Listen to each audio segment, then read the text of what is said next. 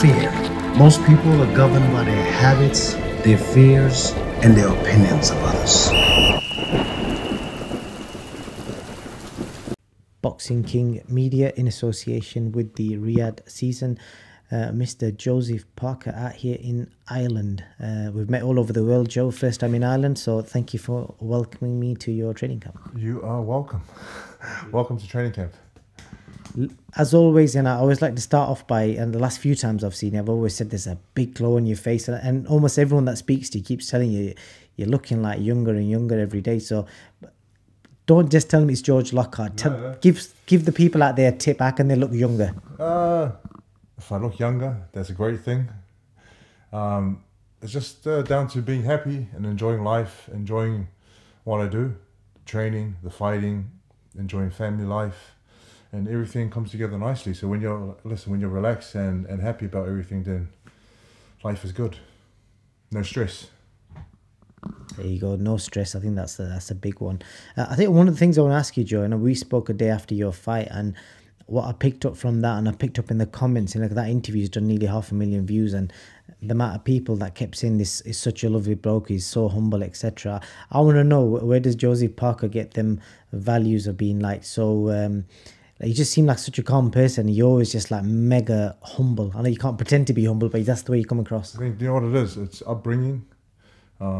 Parents bringing you up the right way and teaching you standards when you're younger, and also culture and religion. And I think everything that's in this sport of boxing, all I want to do is come here, train hard and fight the best, and give it my best with each and every fight that I'm involved in.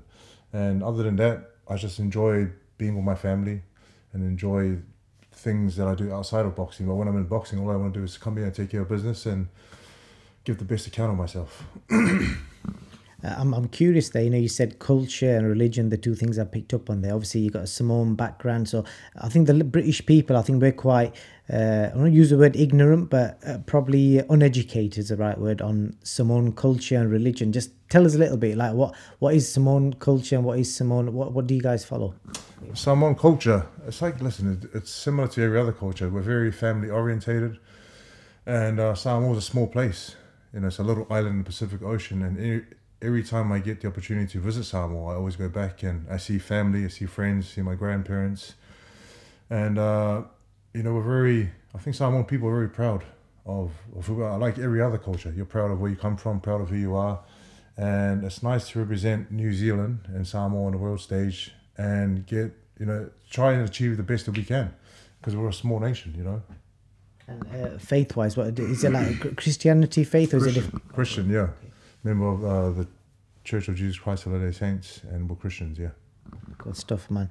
And then we'll pick up on the Wilder fight. I know we spoke the day after the fight, but just a little bit on that. What we've seen since is people are now saying Deontay Wilder wasn't the same. He lost too much weight. His legs are gone. He wasn't the same Deontay Wilder. You obviously spent 12 rounds with him in the ring. Was it 12 or was it 10? It was 12, wasn't it? 12 rounds. You tell me, what did you feel from that man? I think you told me actually he was the most... That's what I did. I felt his power, but it didn't land flush. It landed on the gloves and it landed elsewhere. And just to say that with that fight, I was able to execute the plan that we came in with Andy Lee and George Lockhart, and he wasn't able to execute his plan. And it was my night. And a lot of people will have an opinion on Deontay Wilder and myself and every other fighter out there, but it's just my night. It is what it is, And is Wilder finished? I'm not sure. I think he wants to come back. He might come back and prove that he's all got it, but that was just my night that night. It definitely was your night. You've not even had time to celebrate. I know you went on a family holiday back to your, to see your family members in Samoa, but did you have time to celebrate, or even kind of? Yeah, I went home. I arrived home on Boxing Day. I spent a week in New Zealand with my family, my dog. So my parents, and we flew to Samoa for a week, and we were able to secure this big fight with Zhang. And I think it's important. A lot of people will agree with me that momentum and keeping busy and staying active in the ring is important, very important. Just tell me, whilst you was out celebrating, at what point did you get the phone call? Because when I spoke to you the next day, you didn't really know whether you was going to fight again for that March show. At what point did you get the call, and what was it? Was that the first name offered to you? It was when I was in Samoa for a holiday, and I got the call. Do you want to fight?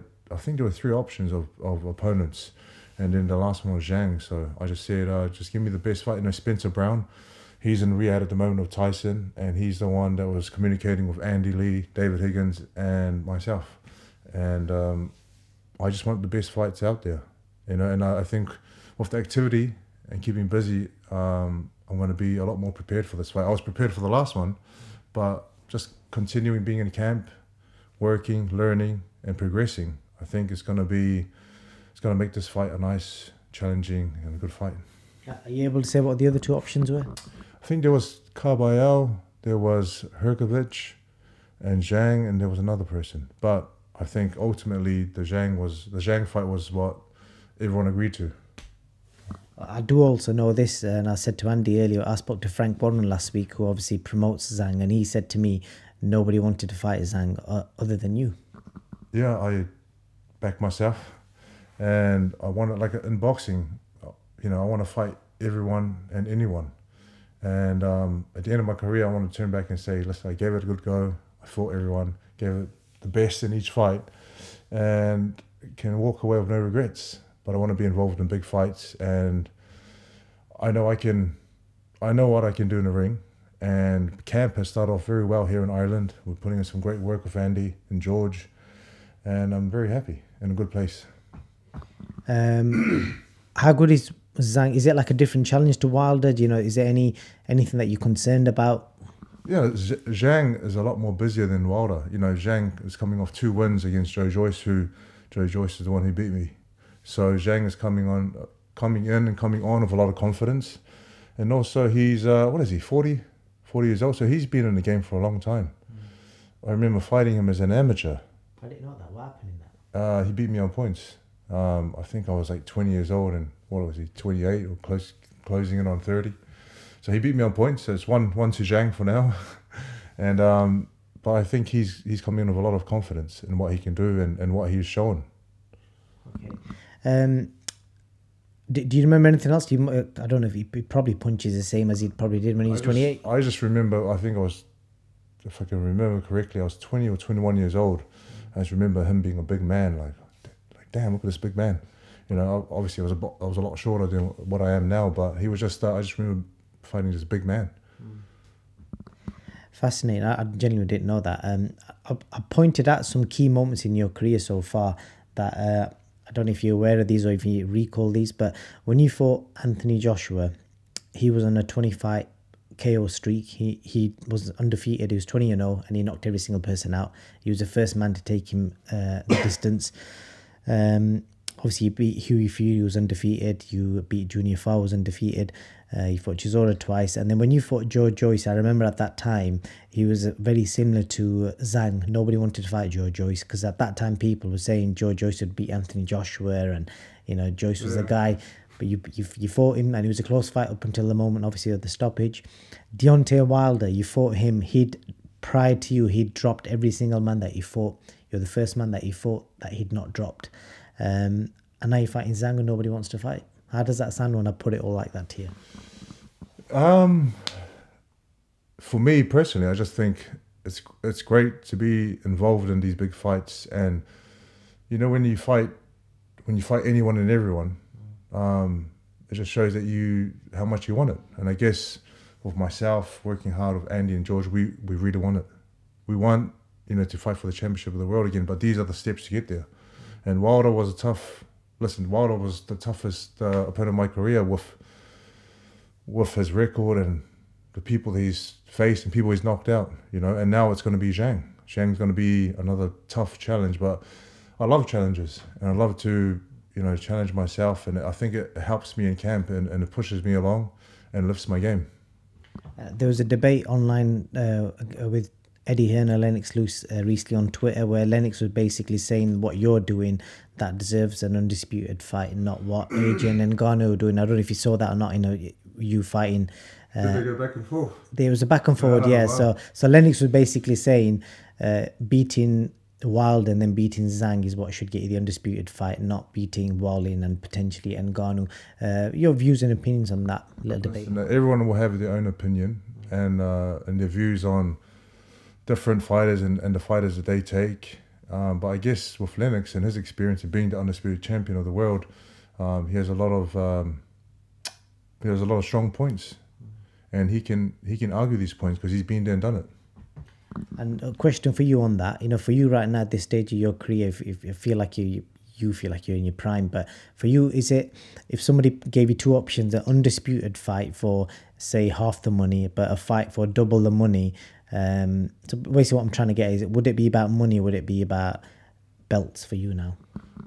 For me, it'll be, listen, I can say it would be about belts, but everyone wants the money too.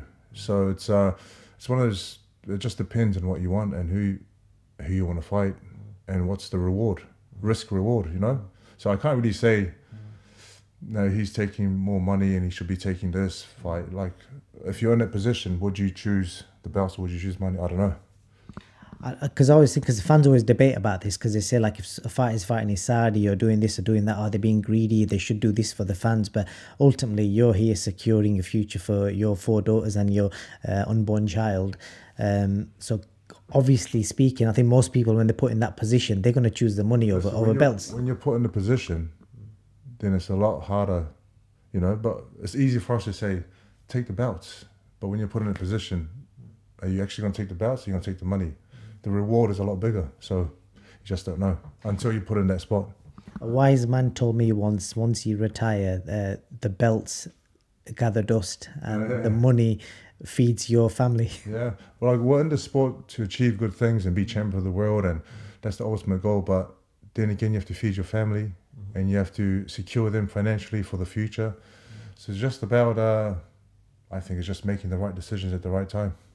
Definitely so. And the last thing I want to get your opinion on, you would have seen recently this, your good friend Jai Opetaia leaving Tyson Fury's camp. It's been made such a big deal out of it. And I spoke to Antonio Tarver. Obviously, it's all a rumour. There's no factual evidence or information.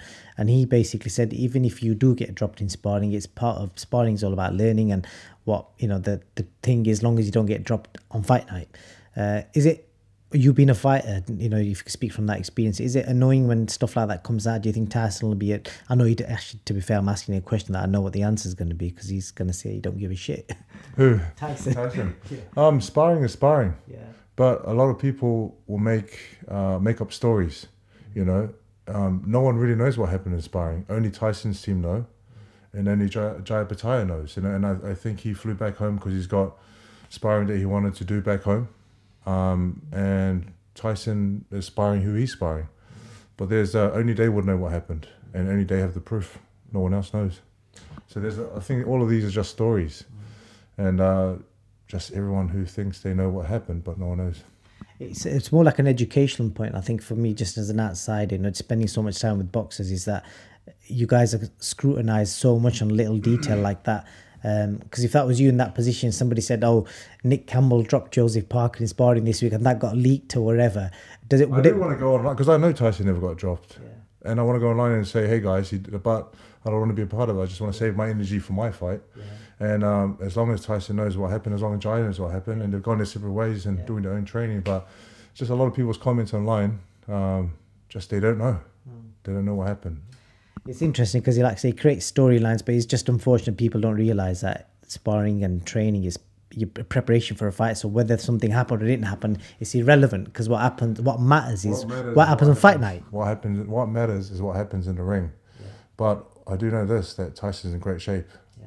And Jai will be training hard, and he's in great shape, got a great team, and they're both going to put on great performances on fight night. And I'm looking forward to hopefully being there and supporting the both of them. That's the point I wanted to make.